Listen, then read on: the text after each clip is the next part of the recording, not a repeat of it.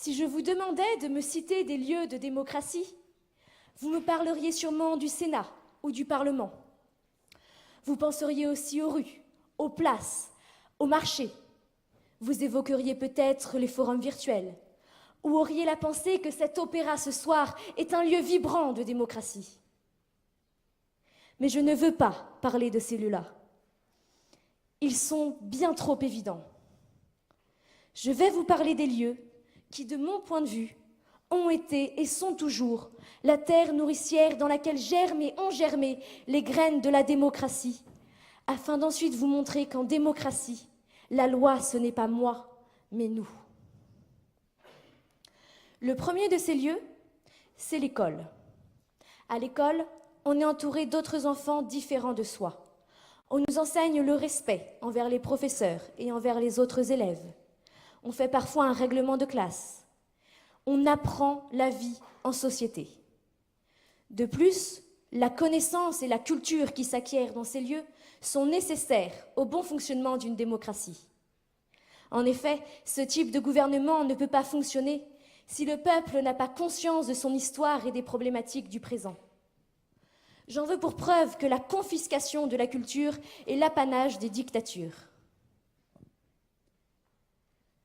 Le deuxième de ces lieux, c'est les champs. La démocratie et la civilisation se sont développées autour des premiers sédentaires qui pratiquaient l'agriculture.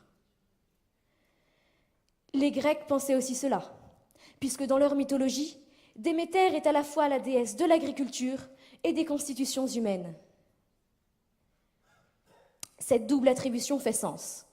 La culture de la terre permet de prendre conscience que l'on fait partie d'un peuple et que l'on a besoin des autres. Le dernier lieu, le plus important car il réunit les caractéristiques des deux autres, n'est pas vraiment un lieu physique, mais plutôt un environnement social. Il s'agit de la famille, qu'elle soit de sang ou de cœur et peu importe qui la compose.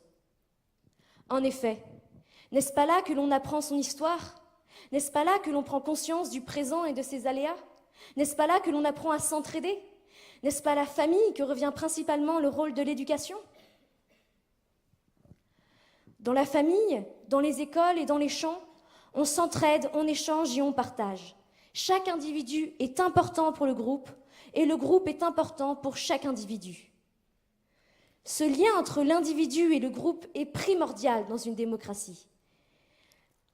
Puisque dans ce type de gouvernement, le peuple travaille ensemble pour le bien de chacun et chaque citoyen apporte au peuple. C'est pour cela qu'en démocratie, la loi, c'est nous. Cette culture de la collectivité est un préalable nécessaire à la vitalité de la démocratie et de ses lieux. Je pense d'ailleurs que la démocratie se portera bien mieux lorsque l'on prendra conscience de cela, qu'on le mettra en avant et qu'on favorisera le collectif plutôt que l'individualisme. La démocratie est comme la tour de Pise. Elle vacille, mais ne tombera pas tant que l'on saura entretenir et renouveler ses fondements. Merci de votre attention.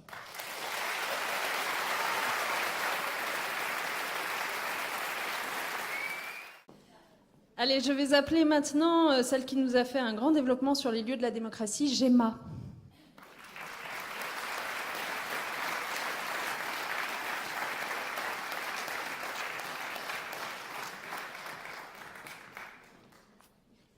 Et c'est moi qui ai le plaisir de remettre donc son certificat à Gemma, qui non seulement porte un prénom absolument magnifique, vous l'aurez tous noté, mais qui en plus, moi, m'a bluffé parce que j'ai trouvé que ta démonstration était très savante en fait. Tu sais, j'avais vraiment l'impression qu'il y avait quelque chose de professoral chez toi et que tu étais très à l'aise avec ce rôle-là d'éclairer le public de ta science. Et donc, bravo surtout pour l'ode au collectif qui a été la tienne contre l'individualisme croissant de nos sociétés. Je partage évidemment totalement ton propos. Merci.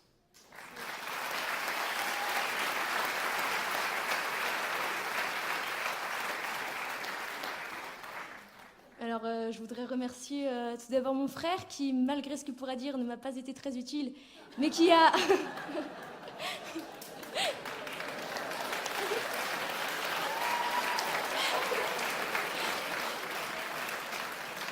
mais qui a néanmoins accepté que je monopolise l'ordinateur. Je voudrais remercier mes parents, bien sûr, qui m'ont aussi beaucoup embrouillée à chaque fois qu'ils me donnaient leur avis. Mais bon...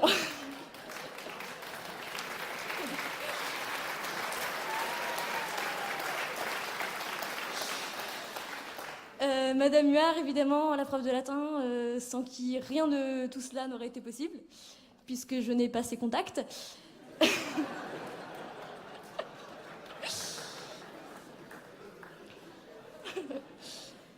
Coralie aussi, qui m'a aidé à ne rien oublier. Et vous tous aussi d'être venus, plus particulièrement ceux de mon collège. Voilà, merci beaucoup.